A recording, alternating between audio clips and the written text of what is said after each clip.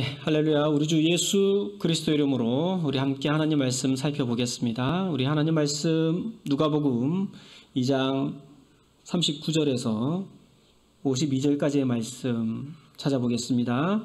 누가복음 2장 39절에서 52절까지의 말씀 우리 저와 함께 교독하도록 하겠습니다. 제가 먼저 읽도록 하겠습니다.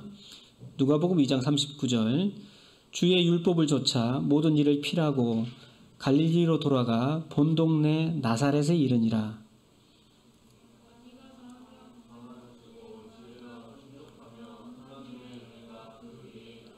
그 부모가 해마다 유월절을 당하면 예루살렘으로 가더니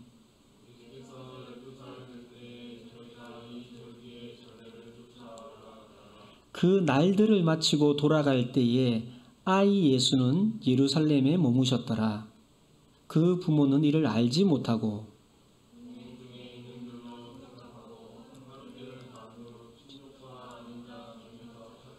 만나지 못하며 찾으면서 예루살렘에 돌아갔더니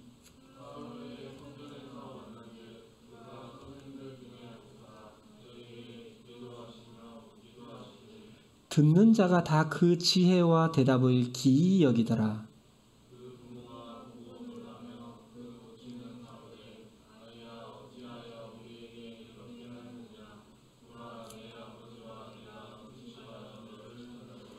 예수께서 가라사대 어찌하여 나를 찾으셨나이까? 내가 내 아버지 집에 있어야 될 줄을 알지 못하셨나이까 하시니 예수께서 한 가지로 내려가사 나사렛에 이르러 순종하여 받드시더라. 그 모친은 이 모든 말을 마음에 두니라. 예수는 그 지혜와 그 키가 자라가며 하나님과 사람에게 더 사랑스러워 가시더라. 아멘. 자, 오늘 본문 말씀은 아기 예수와 아이 예수의 삶을 보여주고 있습니다. 아기가 자라면 아이가 되죠. 그리고 본문 말씀에는 두 곳의 공간적 배경이 나옵니다. 하나는 예루살렘이고 또 다른 하나는 나사렛입니다.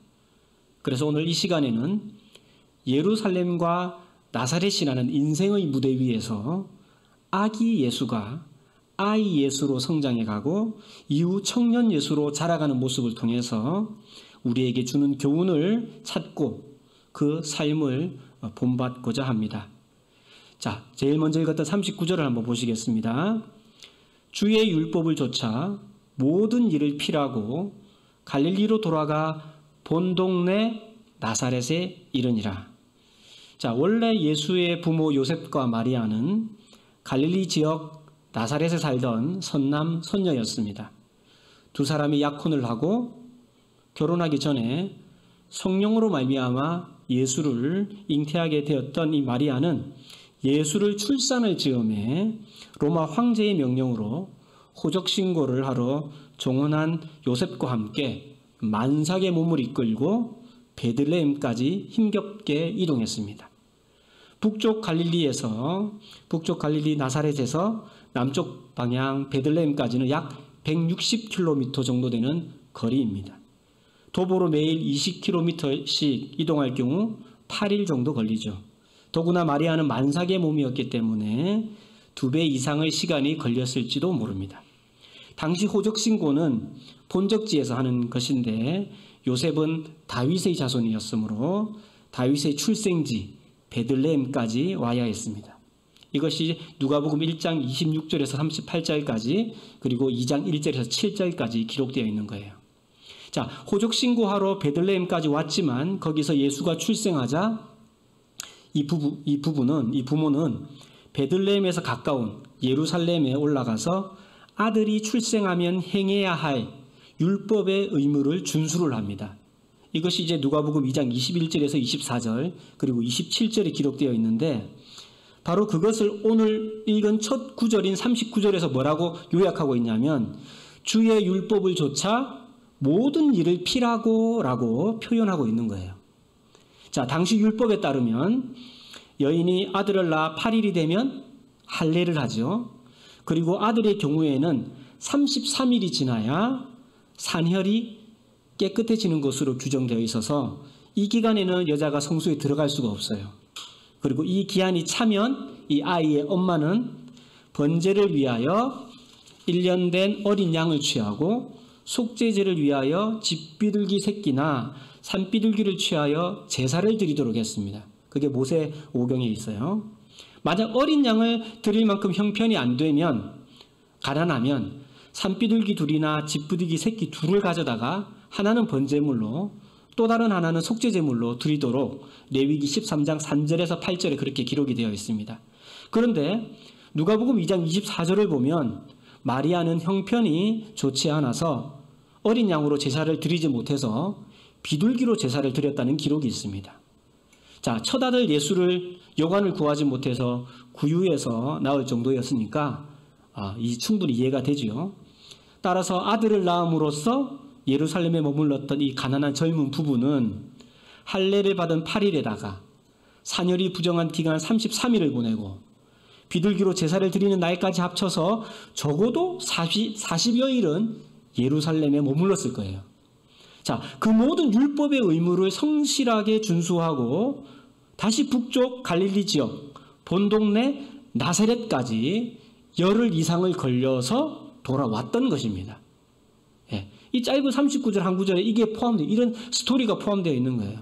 그만큼 요셉과 마리아는 비록 물질적으로 풍족한 삶을 살지 못했지만 당시 하나님의 율법에 하나하나 충실한 신앙생활을 한 아주 신실한 부부였던 것입니다. 39절이 주는 감동이 아주 커요. 자, 40절을 보겠습니다.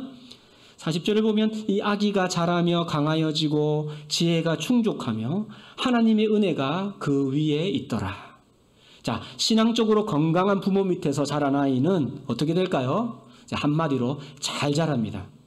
육적으로도 잘 자라서 강하여질 뿐만 아니라 영적으로도 건강하게 자랄 수밖에 없습니다. 이렇게 아기 예수는 나사렛으로 돌아와 신앙적으로 성숙한 부모 밑에서 강하여지고 지혜로웠으며 하나님의 은혜 속에 아이 예수로 무럭무럭 자랐습니다. 자, 우리 중에 신앙적으로 성숙한 부모님을 모시고 있다면 그것은 큰 복입니다.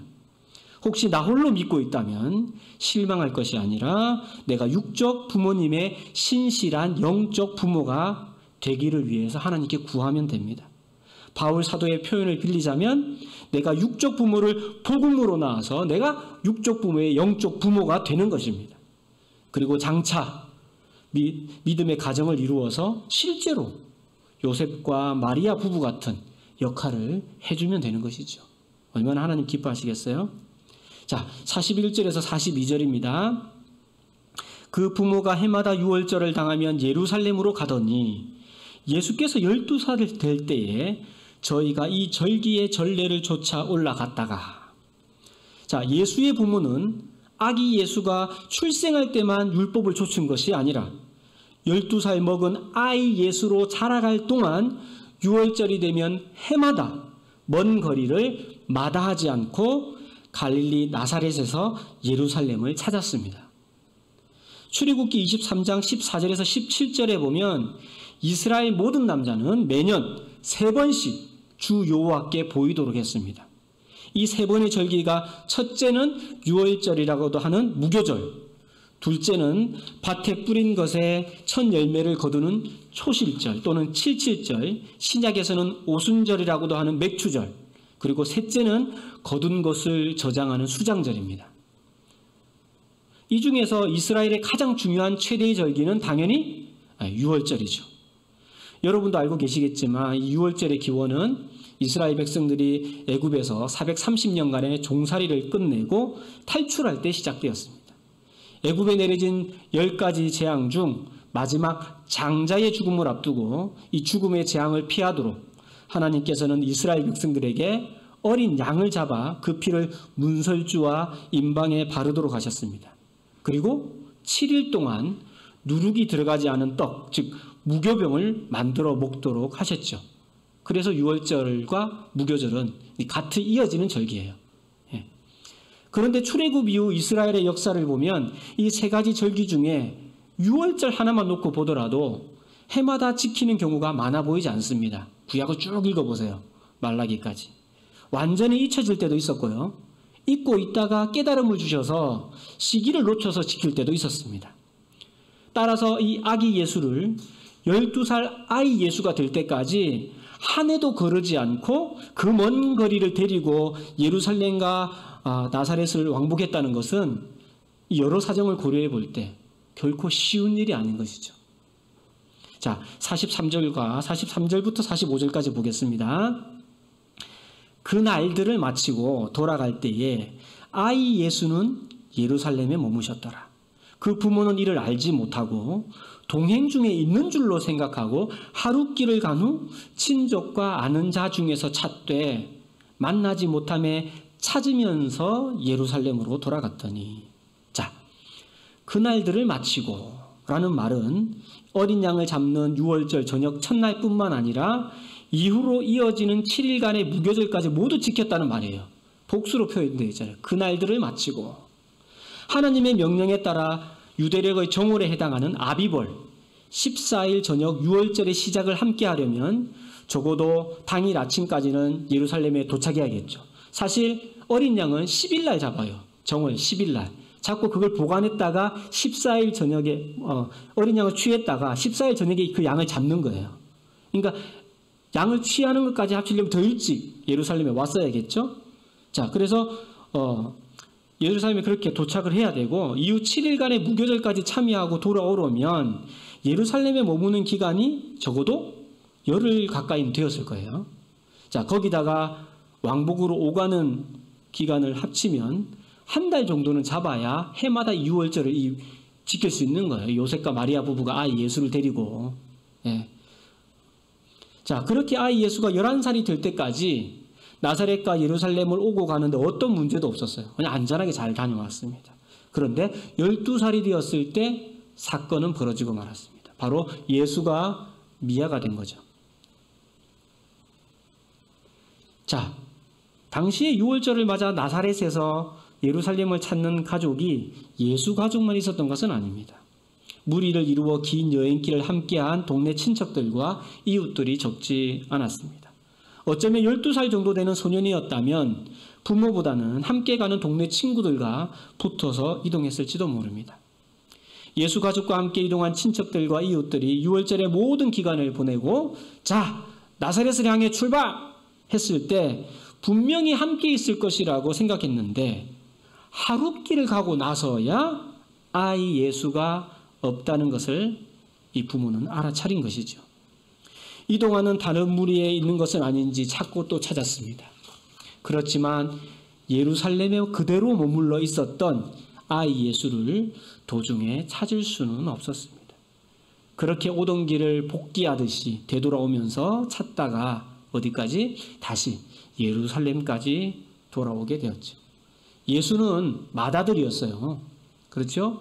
정혼할 때 성령으로 잉태되었기 때문에 이 부부에게는 첫아들입니다. 마가복음 6장 3절에 따르면 가업을 이어 목수의 일을 하고 있던 예수 밑으로 야고보, 요셉, 유다, 시몬이라는 남동생이 4명이나 더 있었습니다. 그리고 여동생들도 있었다고 마가복음 6장 3절은 기록하고 있어요. 따라서 이 어린아이들을 데리고 맏아들 예수를 찾아서 여기저기 헤매다가 예루살렘으로 돌아오는 길은 참으로 고단한 여정이었을 거라는 우리는 짐작을 할 수 있겠죠. 자, 46절에서 47절입니다. 사흘 후에 성전에서 만난즉 그가 선생들 중에 앉으사 저희에게 듣기도 하시며 묻기도 하시니 듣는 자가 다 그 지혜와 대답을 기이히 여기더라. 자, 아이 예수가 없다는 것을 안 것은 예루살렘을 떠난 지 하루만이었지만 예수를 찾아 예루살렘까지 돌아오는 길은 찾고 헤매느라고 이틀이나 걸려서 아들과 제외하는데 총 사흘이 지났습니다. 자, 부모 입장에서 사흘 동안 생사조차 확인을 못한 맏아들이 어디서 어떻게 지내고 있을까 오만 가지 상상을 했겠죠. 그런데 예수가 발견된 모습은 뜻밖이었습니다. 예루살렘 성전의 율법 교사들과 어울려서 활발하게 묻고 듣는 이른바 하브루타를 하고 있었습니다. 12살 소년의 지혜와 대답이 수준급이어서 율법 선생님들이 놀라워했습니다. 자, 말씀이 체화되기 위해서는 일방적으로 듣는 것보다는 아이 예수처럼 말씀에 대해서 듣고 묻는 과정이 필요합니다. 정통 유대인들은 지금도 안식일이 시작되는 금요일 저녁에 가족이 식탁에 둘러앉아서 음식을 나누고 토라와 탈무드의 내용을 토대로 삶 속에서 어떻게 경험하고 해석해야 하는지 충분히 열띠에게 얘기를 나눕니다. 유대인 학교의 도서관은 삶 속에서 이런 것들을 어떻게 실천했는지, 그리고 어떻게 적용해야 되는지 서로 토론 맞짱을 하거나 시끌벅적해요. 조용한 도서관이 아니에요. 시끌벅적한 도서관 아닙니다. 그래서 앞으로 여러분들도 우리들도 설교를 듣기만 하지 말고 들은 말씀을 가지고 가정에서, 온라인 분반에서, 그리고 교제하면서 서로 활발하게 묻고 답하는 경험을 가지면 좋겠습니다. 설교자가 늘 옳은 말만 할 수 있는 게 아니에요. 최선을 다해서 준비를 하지만 하나님의 말씀을 잘못 해석할 수도 있고 잘못 전할 수도 있는 거예요. 그래서 삶에 어떻게 적용해야 되는지를 서로 예배가 끝나고 난 다음에 친구들과 교회 선생님들과 그다음 가족들과 이렇게 자주 얘기해 보는 것이 굉장히 중요합니다. 예수님께서 이제 그렇게 하고 계셨던 것이죠. 자, 유월절을 당하여 해마다 예루살렘에 머물 수 있는 기회를 가진다는 것은 아이 예수에게 어떤 의미가 있을까요? 자, 결국 예수는 실제로 유월절 어린 양처럼 유월절을 당하여 십자가에 달리시죠. 여러분 잘 아시겠지만. 자, 오늘 읽은 본문 말씀은 그런 면에서 일종의 복선을 깔고 있다고 할 수 있습니다. 아이 예수에게 있어서 유월절을 당하여 예루살렘에 머무는 시간은 하나님 아버지께서 자신에게 주신 마지막 사명을 해마다 굳건히 하는 시간이었다는 사실이에요. 아이 예수의 존재 이유는 예루살렘에 머물면서 해마다 재발견되었습니다. 우리 학생 청년부 형제 자매님들 꿈이 많지요. 그 꿈이 제대로 발견되고 해석되는 곳은 세상이 아니라 바로 이곳 예루살렘입니다. 우리가 진짜 해야 할 사명은 여기서 발견되어야 되는 거예요. 자, 48절을 보겠습니다. 그 부모가 보고 놀라며 그 모치는 가로되 아이야 어찌하여 우리에게 이렇게 하였느냐. 보라 내 아버지와 내가 근심하여 너를 찾았노라. 부모는 무엇에 놀랐을까요? 아이가 안전하게 발견된 것에 놀랐을까요? 부모를 사흘이나 보지 않고도 태연하게 있는 모습에 놀랐을까요? 아니면 평소에 말도 붙여보기 힘들었던 율법 교사들까지 놀라워할 정도로 맏아들 예수가 그들 중에 둘러싸여 자유롭게 토론하며 주거니 받거니 하는 모습이 놀라웠을까요? 이 모든 놀라움이 섞여 있었을 것 같기도 합니다. 만약 저희 집 아이가 우리나라 석학들 사이에 끼어서 자유롭게 토론하고 있는 모습을 보게 된다면 사흘 만에 찾아도 걱정을 넘어선 기쁨이 클 거라는 생각이 들어요. 자, 이런 복잡한 감정을 가지고 모친 마리아가 말했습니다. 어떻게 가족으로 하여금 너를 찾아 이렇게 헤매도록 했느냐고 하면서 내 아버지와 자신이 근심하면서 찾았다고 했습니다. 자, 우리 중에 잠시 미아가 되어본 경험이 있거나 아이를 잃어서 찾아본 경험이 있다면 충분히 이해를 할 수 있을 것입니다. 자, 49절에서 50절의 말씀 볼까요? 예수께서 가라사대 어찌하여 나를 찾으셨나이까? 내가 내 아버지 집에 있어야 될 줄을 알지 못하셨나이까 하시니 양친이 그 하신 말씀을 깨닫지 못하더라. 타이르는 듯한 어머니 마리아의 말에 아이 예수는 오히려 어찌하여 자신을 찾았느냐고 반문합니다. 자신이 아버지 집에 머물러야 될 줄을 알지 못하셨냐고 대답했습니다. 예수의 이 같은 반응에 요셉과 마리아는 그 진위를 알 수가 없었어요. 자, 여러분들이 아이 예수의 이 대답이 어떻게 느껴지세요? 어디 생고생을 한 부모에게 말버릇이 있느냐는 생각이 들 수도 있죠. 아니면 예수의 진짜 아버지는 하나님이시니까 옳은 대답이라고도 생각할 수 있습니다. 자, 이 점은 조금 이따가 다시 생각해 보도록 하겠습니다. 자, 이제 51절 한번 보겠습니다. 예수께서 한 가지로 내려가사 나사렛에 이르러 순종하여 받드시더라. 그 모치는 이 모든 말을 마음에 두니라.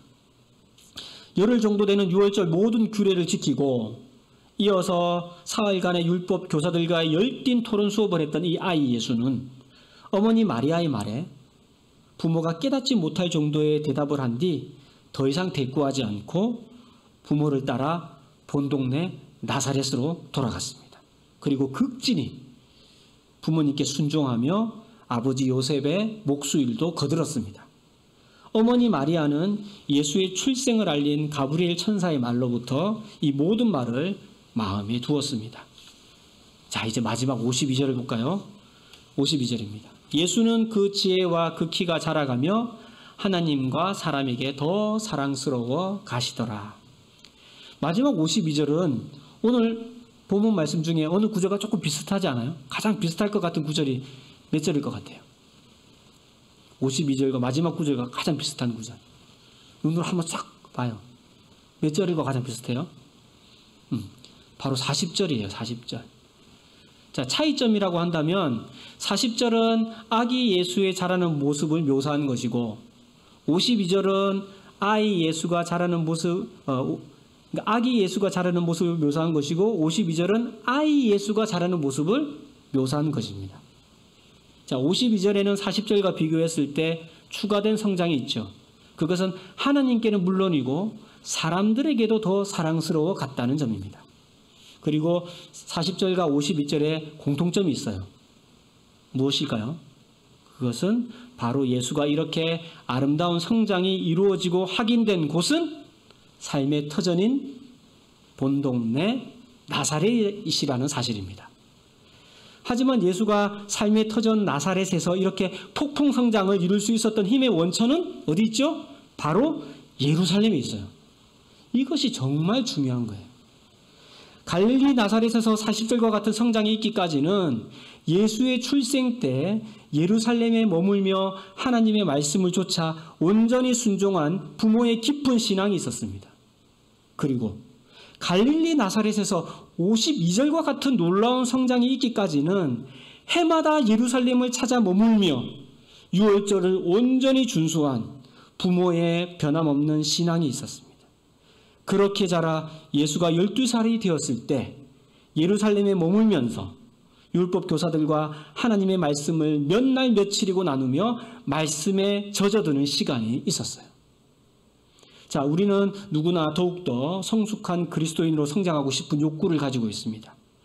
성장 욕구가 없는 신앙은 사실 죽은 신앙이죠.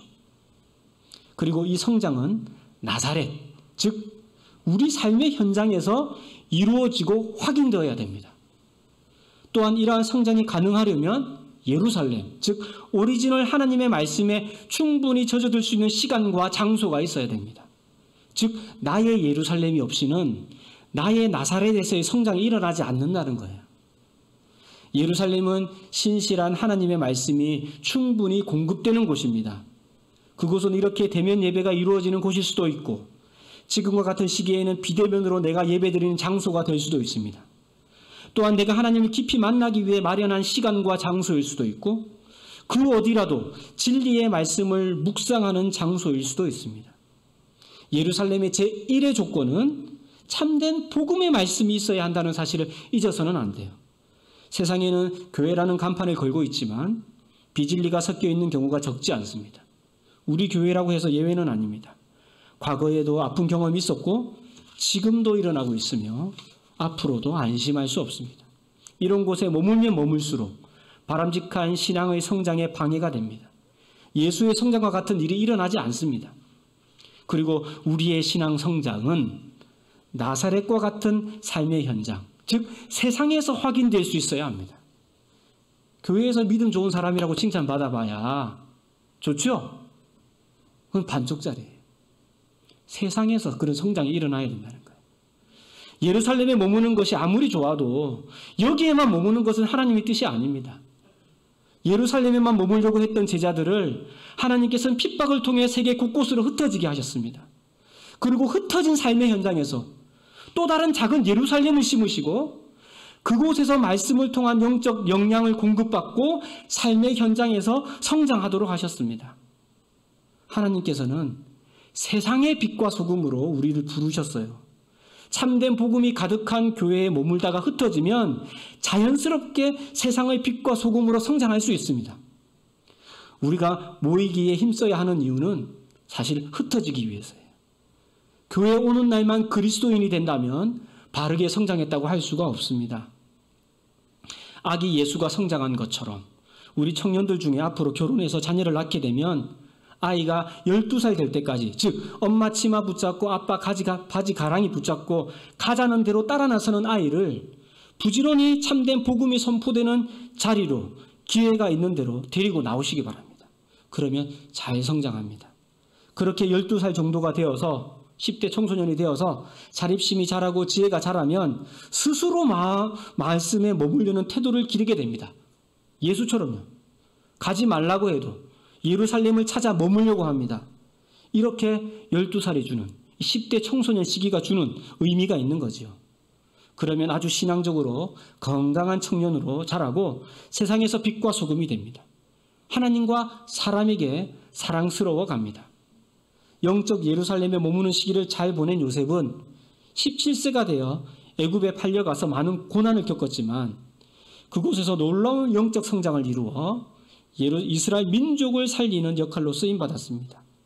다윗이 양을 치며 하나님을 깊이 묵상하며 몸은 힘으로 삶의 현장 엘라 골짜기에서 거인 골리앗을 쓰러뜨리는 성장을 이룬 거죠.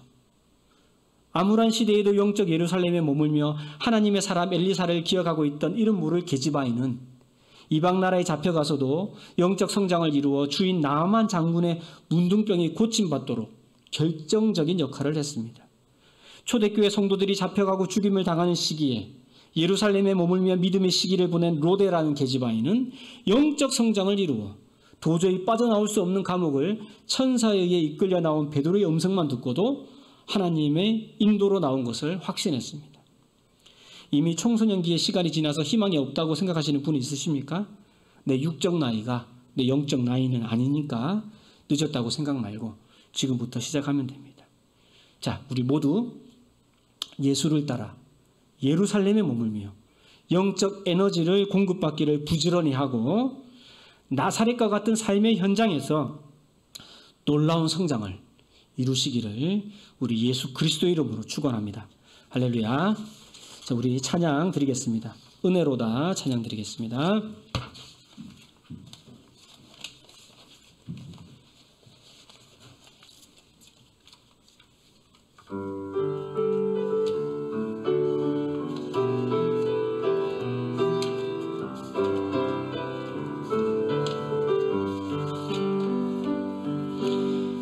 은혜로다 주와 함께 거함이 은혜로다 은혜로다 주와 함께 거함이 은혜로다 은혜로다 은혜로다 주와 함께 거함이 은혜로다 은혜로다 주와 함께 거함이 은혜로다 주가 계신 지성소에서 주가 계신 지성소에서 주를 찬송하미 내 영혼에 부어주신 주의 큰 은혜로다 은혜로다 주와 함께 거함이 은혜로다 은혜로다 주와 함께 거함이 은혜로다. 아멘. 출애굽기 3장 11절의 말씀입니다. 사람이 그 친구와 이야기함 같이 여호와께서는 모세와 대면하여 말씀하시며 모세는 진으로 돌아오나 그 수종자 눈의 아들 청년 여호수아는 회막을 떠나지 아니하니라. 자, 눈의 아들 여호수아는 모세의 뒤를 이어 이스라엘 백성을 가나안 땅으로 인도한 사람이죠. 방금 읽은 말씀은 하나님께서 모세의 후계자로 여호수아를 지명하신 배경을 짐작하게 합니다. 청년 여호수아는 하나님의 임재가 임하는 회막을 떠나지 않고 머물기를 사모했습니다. 사실 여호수아는 모세처럼 성소를 섬기는 레위 지파 출신이 아니라 에브라임 지파 자손이었기 때문에 모세의 뒤를 이을 지도자로 지명되기에 불리할 수도 있었습니다. 하지만 하나님은 하나님의 말씀이 임재하는 성소를 사모하며 머물기를 즐거워한 이 여호수아에게 약속의 땅 가나안을 성취하는 일꾼으로 성장시키셨죠. 우리 다 함께 기도하겠습니다. 주님, 순수한 하나님의 말씀이 충만한 예루살렘을 사모하게 저를 인도해 주십시오. 이 내 가운데 주님께서 이 예루살렘에 머물도록 인도해 주시고 이 예루살렘에 머물면서 받은 힘으로 나사렛과 같은 삶의 현장에서 참 그리스도인으로 성장하게 인도해 주세요. 우리 그렇게 기도하겠습니다. 또한 우리 청년들 중에는 여러 가지 어려움 중에 있는 청년들도 있습니다. 예, 우리 한 명 한 명 떠올리시면서 오늘 누가복음의 말씀을 떠올리면서 우리 주님께서 가장 좋은 길로 인도해 주시기를 위해서 다 함께 기도하겠습니다.